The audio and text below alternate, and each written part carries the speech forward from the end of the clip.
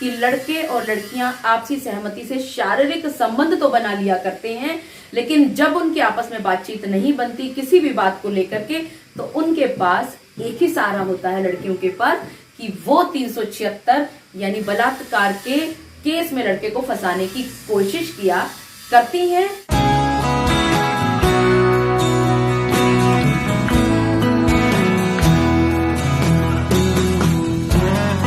मेरे सामने बहुत सारे लोग बार बार ये बात कहा करते हैं कि जब भी लड़कियां 376 यानी बलात्कार का केस लड़कों पर लगाती हैं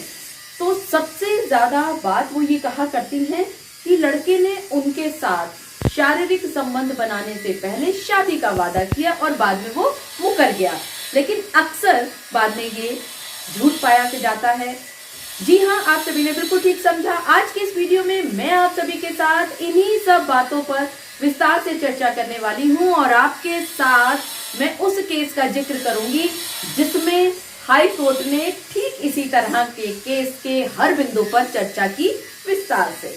मैं एडवोकेट मोहिनी मोना आप सभी का पुनः स्वागत करती हूँ और आप सभी देख रहे हैं अपना पसंदीदा चैनल मोहिनी मोना एडवोकेट। अगर आपने मेरे इस चैनल को अभी तक सब्सक्राइब ना किया हो या आप मेरे इस चैनल के लिए नए हैं तो इसको जल्दी से जल्दी सब्सक्राइब कर दीजिएगा ताकि आपको इसी तरह के लीगल इंफॉर्मेटिव वीडियोस की नोटिफिकेशन सबसे पहले मिल सके। तो वीडियो में आगे चलने से पहले आपके साथ मैं साझा करना चाहूंगी उस केस का टाइटल जिस केस का डिटेल में जिक्र आज मैं आपके साथ करने जा रही हूँ। केस का टाइटल है देवेंद्र वर्सेस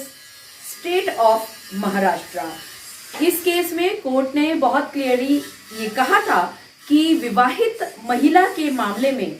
शादी के वादे पर बनाए गए शारीरिक संबंध बलात्कार की श्रेणी में नहीं आया करते। जी हाँ, इस केस में एक लड़की ने एक लड़के के ऊपर 376 1, 2 FN और 506 IPC की धारा बुक कर दी थी। यहाँ पर जो नॉन एप्लीकेंट नंबर 2 हैं वो एक मदर हैं और वो 2 बच्चों की माता हैं और उन 2 बच्चों की उम्र छोटी नहीं है बल्कि 14 साल और 12 साल की है। ये महिला अपने पति से अलग रहती हैं। सोशल साइट के माध्यम से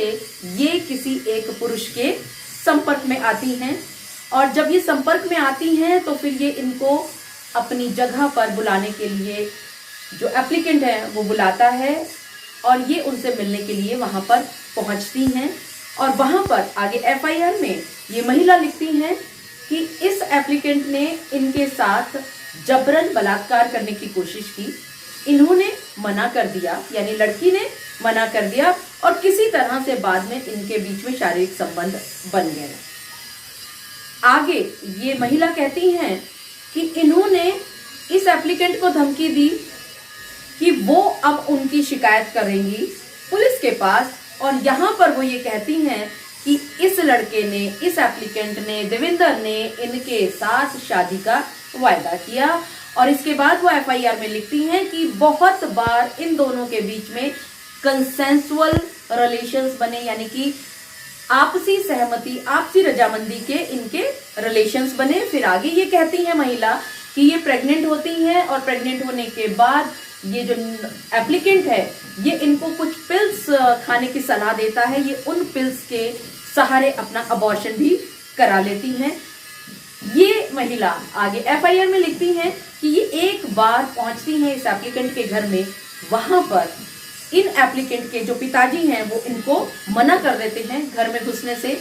और आगे ये FIR में ये लिखती है महिला कि 2 अज्ञात व्यक्ति इनको धमकी भी देते हैं कि वो इस एप्लीकेंट के खिलाफ किसी भी तरह की कोई शिकायत दर्ज ना करे और आखिरकार ये बेंच के सामने मुद्दा पहुंचता है और बेंच के सामने मेन मुद्दा यही था कि ये जो एप्लीकेंट देवेंद्र है क्या इसको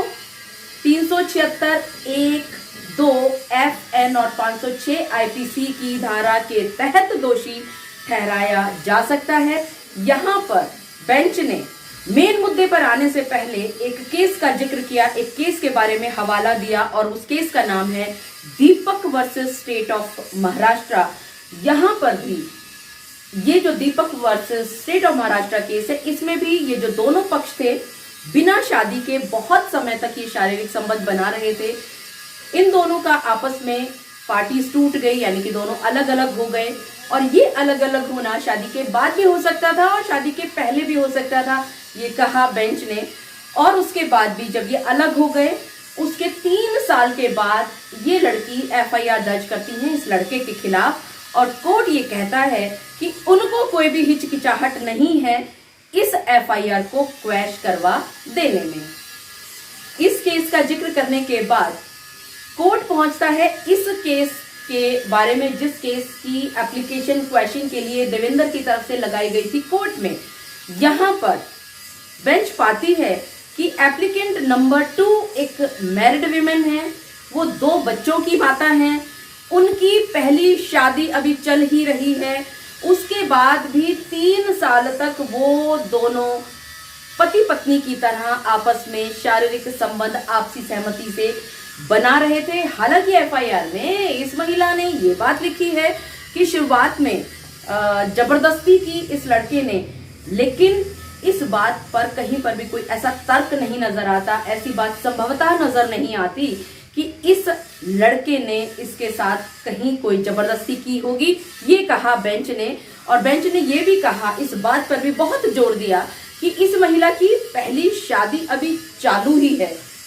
वो 2 बच्चों की माता है, वो हर एक बात को अच्छी तरह से समझती है। और वो खुद अपनी एफआईआर में ये बात लिख रही है कि इस लड़के ने शादी का जो वादा किया था वो किया था शारीरिक संबंध बनने के बाद। अगर ये सारी बातें लड़की खुद ही अपनी एफआईआर में लिख रही है तो ये भी बहुत क्लियर है कि शादी का जो वचन है वो बिल्कुल भी संभव नजर नहीं आ रहा। और इस वादे और संबंध, जो शारीरिक संबंध है, इसका आपस में तो कोई रिलेशन नजर ही नहीं आ रहा। और ये बातें करते हुए कहते हुए कोर्ट ने इस लड़के की एप्लीकेशन को एक्सेप्ट किया और इसकी एफआईआर को क्वैश करने के आदेश पारित कर दिए। मुझे पूरा विश्वास है कि आप सभी को मेरे आज के इस वीडियो के माध्यम से ये बात भली भांति पता चल गई होगी कि अक्सर आप सभी ने ये देखा होगा कि लड़के और लड़कियां आपसी सहमति से शारीरिक संबंध तो बना लिया करते हैं, लेकिन जब उनके आपस में बातचीत नहीं बनती किसी भी बात को लेकर के, तो उनके पास एक ही सहारा होता है लड़कियों के पास कि वो 376 यानी बलात्कार के केस में लड़के को फंसाने की कोशिश किया करती हैं।